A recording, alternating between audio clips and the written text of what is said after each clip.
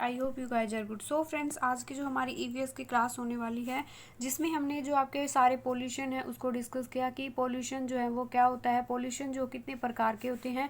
तो उसमें हमने एयर पोल्यूशन को डिस्कस कर लिया, हमने वाटर पोल्यूशन को डिस्कस कर लिया, और जो हमने लैंड पोल्यूशन यानी कि जो आपका भूमि प्रदूषण होता है उसको डिस्कस कर लिया। ईवीएस का मोस्ट इंपॉर्टेंट टॉपिक होता है फ्रेंड्स आपका पोल्यूशन। जिस भी एग्जाम में आपकी क्या पूछी जाती है, ईवीएस आपकी जो है वो पीआरटी लेवल का जो एग्ज़ाम होता है, यानी कि 1 to 5 के जो टीचर बनने के लिए जो हम एग्ज़ाम देते हैं, आपका जो है ये उस एग्ज़ाम में जैसे लाइक आपका एसटेट एग्ज़ाम हो गया, सीटेट एग्ज़ाम हो गया, आपका यूपी टेट हो गया, एमपी टेट, अदर जो टेट एग्ज़ाम है उनमें आपकी ईवीएस है वो 30 मार्क्स की पूछी जाती है। सो फ्रेंड्स, उसमें आपका जो है ये सारी ही जो आपके एग्ज़ाम होते हैं ईवीएस सेम होती है। तो एक बार आपका जो है जिस टॉपिक को लेकर आपका कॉन्सेप्ट क्लियर हो जाता है तो बार बार आपको वो चीज़ें पढ़ने की ज़रूरत नहीं पड़ती।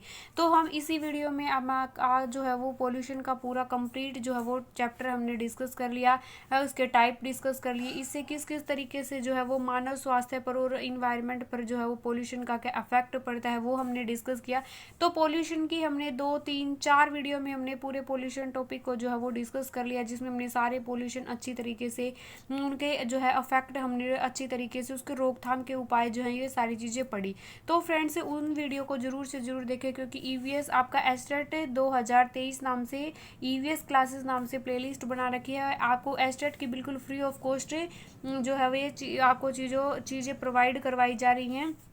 तो आप लोगों को करना क्या है फ्रेंड, चैनल को सब्सक्राइब करके बेल नोटिफिकेशन जो होती है उसको प्रेस कर लेना है, क्योंकि फिर जितनी भी अपकमिंग वीडियोस आएंगी उनकी नोटिफिकेशन आप लोगों तक पहुंच जाएगी और आप लोगों से एक भी क्लास स्किप नहीं होगी। मैं गारंटी देती हूँ कि मेरी ईवीएस की जो है वो सारी क्लासेस देखने के बाद आपको किसी भी एग्जाम में यानी कि 30 आउट ऑफ 25+ स्कोर आप इजीली कर सकते हैं। मैं इस बात की गारंटी देती हूँ। तो फ्रेंड्स, आइए बिना टाइम वेस्ट किए हम वीडियो को स्टार्ट करते हैं। वीडियो को स्टार्ट करने से पहले हमने आपको लोगों को पढ़ा दिया कि पोल्यूशन क्या होता है। फिर भी जो नए स्टूडेंट हैं जिनको पता नहीं है, क्योंकि जो पहली बार जो है वो चैनल पर विजिट कर रहे हैं, तो उन लोगों को जो है पुरानी वीडियो नहीं देखी, तो उनको वीडियो को आप ज़रूर से ज़रूर देखें। फिर भी मैं मोटा तौर पर आपको बता देती हूँ कि प्रदूषण क्या होता है फ्रेंड। जो चीज़ें हमारे इन्वायरमेंट के लिए, मानव स्वास्थ्य के लिए, आपके जीव जंतुओं के लिए, पेड़ पौधों के लिए जो चीज़ें अवांछित होती हैं, यानी कि जिन चीज़ों की हमें आवश्यकता नहीं होती या फिर जो चीज़ें हमें नुकसान पहुंचाती हैं, वो क्या होती है, वो प्रदूषण होता है। यानी कि जैसे आपका जो है वो क्या हो गया, जैसे आपका तेज आवाज़ है, तेज आवाज़ की हमें कोई ज़रूरत नहीं है, यानी कि ये हमें जो है वो नुकसान पहुंचाती है, जीव जंतुओं को नुकसान पहुंचाती है, हमारे इन्वायरमेंट को नुकसान पहुंचाती है। वैसे ही वायु प्रदूषण हो गया, जिसमें वायु प्रदूषण में कि जहरीली गैसेज होती हैं जिनकी जो हमारे स्वास्थ्य पर, हमारे इन्वायरमेंट पर नेगेटिव इफेक्ट पड़ता है।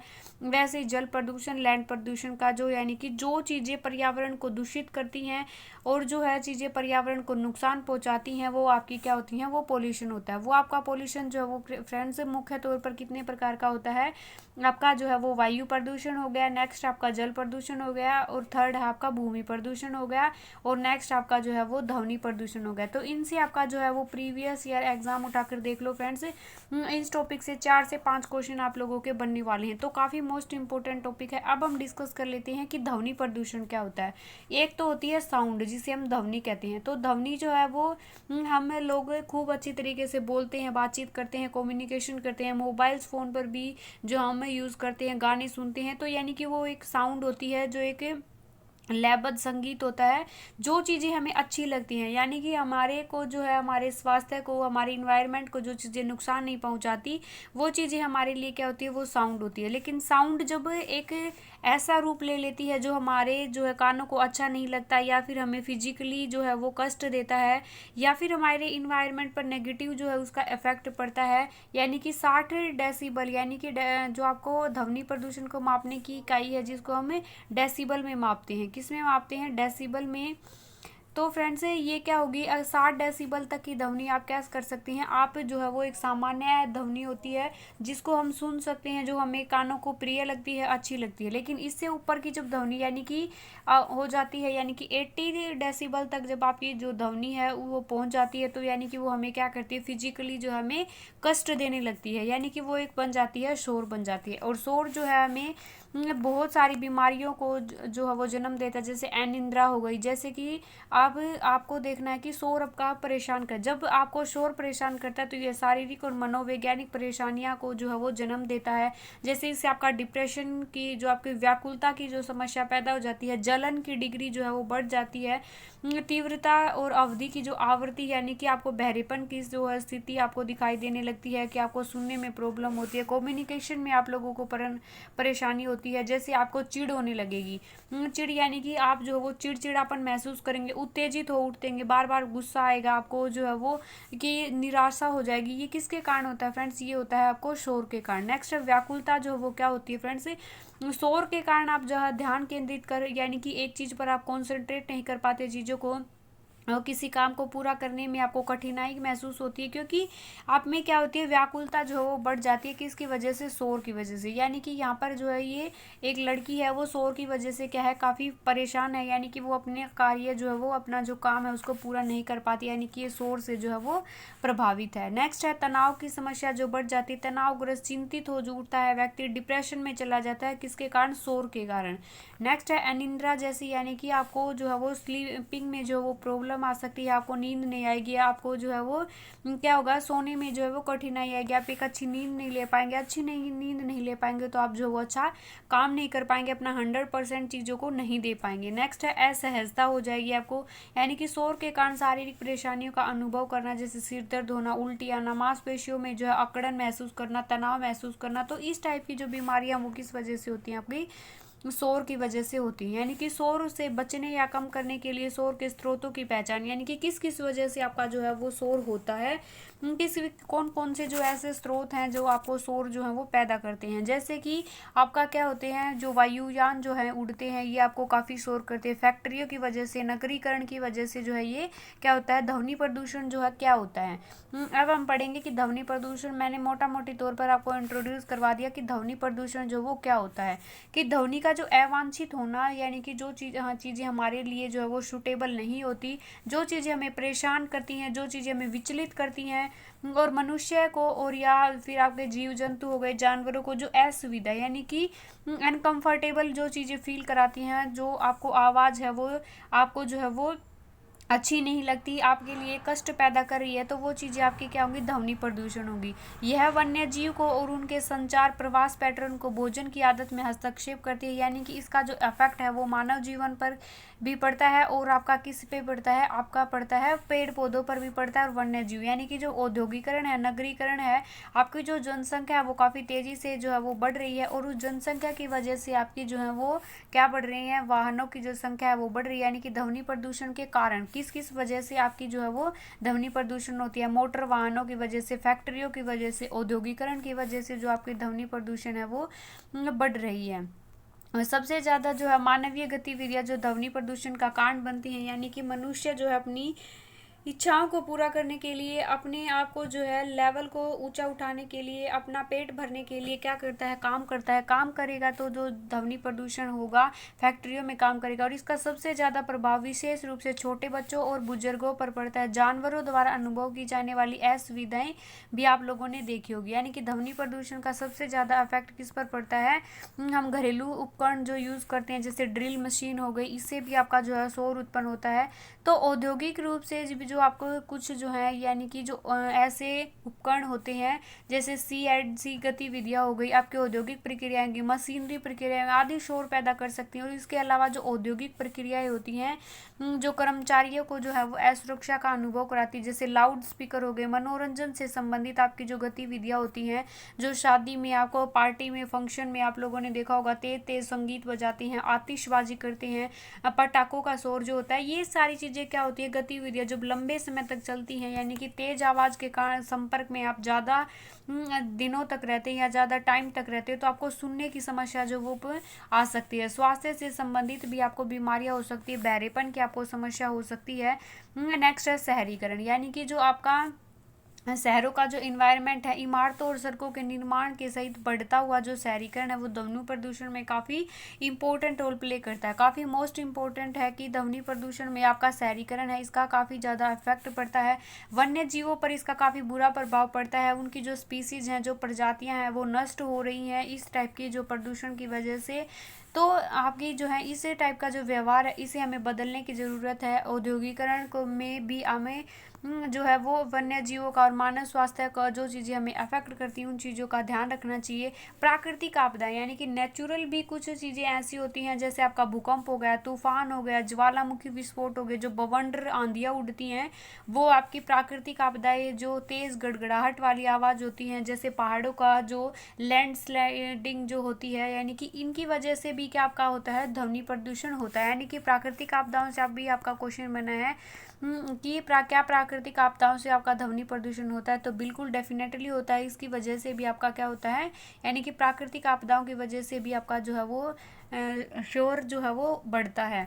घरेलू गतिविधियों से जो हमें वैक्यूम यूज करते हैं क्लीनिंग के लिए, जो आपका ब्लेंडर यूज करते हैं, घरेलू उपकरण जो शोर उत्पन्न करते हैं, यानी कि इनसे भी आपका जो है वो ध्वनि प्रदूषण बढ़ता है। शोर पर जो आपके परिवारों के सदस्य, पड़ोसी और पालतू जानवरों को ये चीज़ें कष्ट देती हैं, यानी कि इसका परिणाम जो है वो क्या होता है, डिप्रेशन की जो समस्या है वो काफ़ी तेज़ी से बढ़ रही होती है। इसका नेगेटिव जो इफेक्ट पड़ता है हमारे स्वास्थ्य पर। नेक्स्ट है WHO के अकॉर्डिंग जो है, यानी कि जो विश्व स्वास्थ्य संगठन है और संयुक्त राज्य जो पर्यावरण संरक्षण जो एजेंसियां हैं, वो सौर प्रेरित जो सवर्ण ध्वनि है या 8 से अधिक, यानी कि क्या है, या 80 से 75 डेसिबल को रोकने के लिए 24 घंटे की अवधि के दौरान जो है वो पर्यावरणीय जो है शोर का जो लेवल है उसको 70 डेसिबल से कम करने की जो है वो सलाह देती है।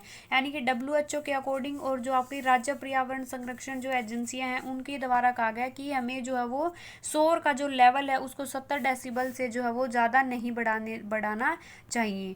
यानी कि इससे ज़्यादा जो हमारी जो आपकी डेसिबल अगर ध्वनि बढ़ जाती है, यानी कि 80 को क्रॉस कर जाती है, तो ये हमें फिजिकली जो हमें कष्ट देने लगती है।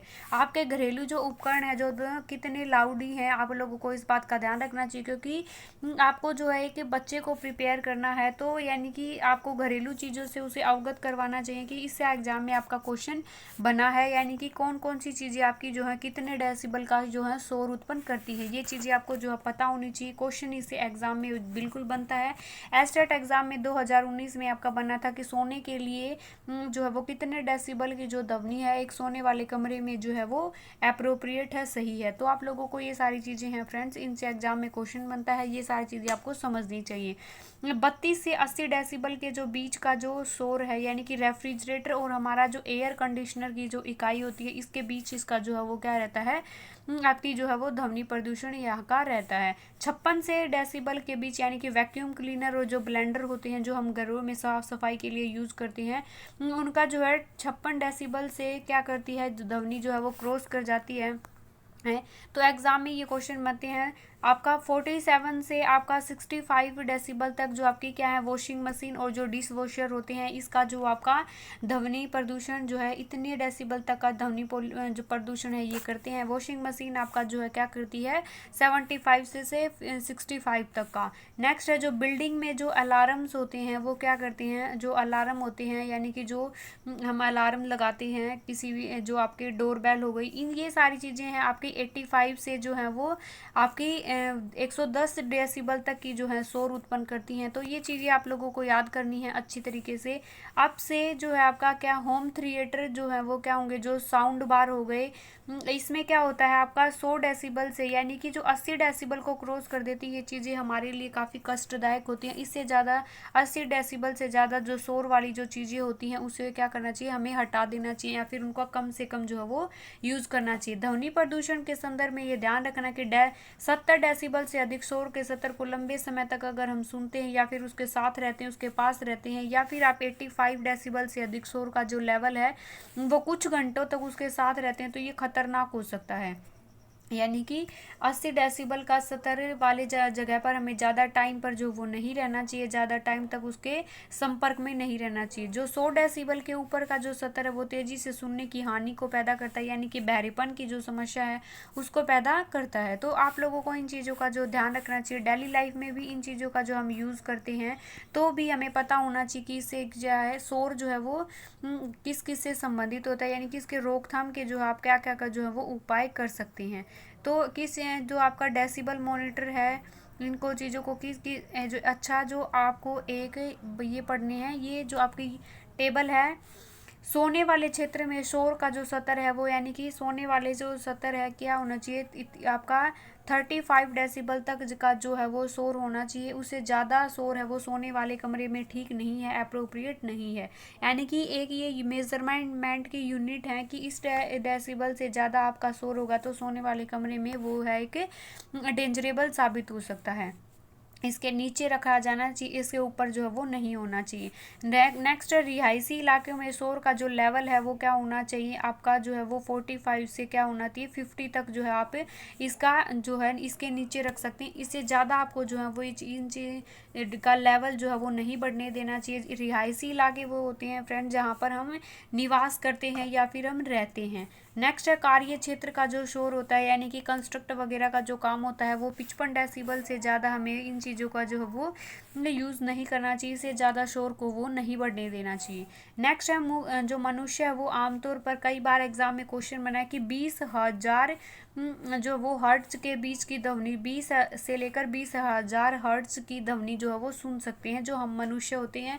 लेकिन कुछ जानवर या जो है ये बहुत अधिक कम या आवृत्ति की वाली ध्वनि भी सुन सकते हैं, कि यानी कि एक लिमिट है कि 20 और 20,000 के बीच की 20,000 हर्ट्ज जो होते हैं इसके बीच की ध्वनि को कौन सुन सकता है, हम जो ह्यूमन बीइंग है वो इस ध्वनि को सुन सकते हैं। लेकिन जो है आपके उदाहरण के लिए जैसे कुत्ते हो गए, ये आपकी क्या है 65,000 हर्ट्ज की जो आवृत्ति को भी सुन सकते हैं, जबकि व्हेल है वो 10 जो हर्ट्ज से कम की जो ध्वनि को नहीं सुन सकती। यानी कि जो चीज़ें आपको हाईलाइट करके दिखाई गई हैं इनसे डेफिनेटली आपके PYQ में क्वेश्चन बने हैं और ये इंपॉर्टेंट चीज़ें होती हैं, इसीलिए इन चीज़ों को क्या किया गया है, हाईलाइट किया गया है। यानी कि व्हेल जो आपकी मछली होती है वो 10 हर्ट्ज से ज़्यादा की आवृत्ति की वाली ध्वनि को नहीं सुन सकती। अत्यधिक शोर जो है वो क्या क्या कर सकता है ये आप लोगों को पता होना चाहिए।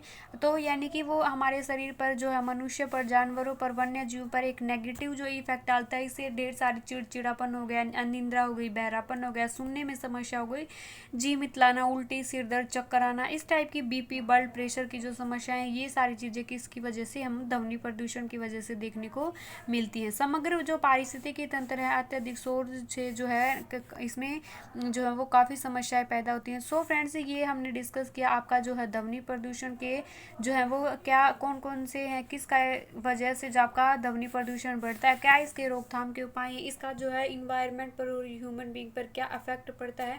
सो फ्रेंड्स, आई होप आप लोगों को वीडियो पसंद आई हो। अगर वीडियो पसंद आई तो don't forget like, share and comment. और चैनल पर न्यू है तो पहली बार आप वीडियो देख रहे हैं तो चैनल को सब्सक्राइब जरूर कर लें फ्रेंड्स, और बेल नोटिफिकेशन को प्रेस कर ले, क्योंकि एस्टेट के EVS के टॉपिक वाइज जो है आप लोगों को प्रिपरेशन करवाई जा रही है और बिल्कुल डेप्थ में आप लोगों को चीज़ें समझाई जा रही हैं।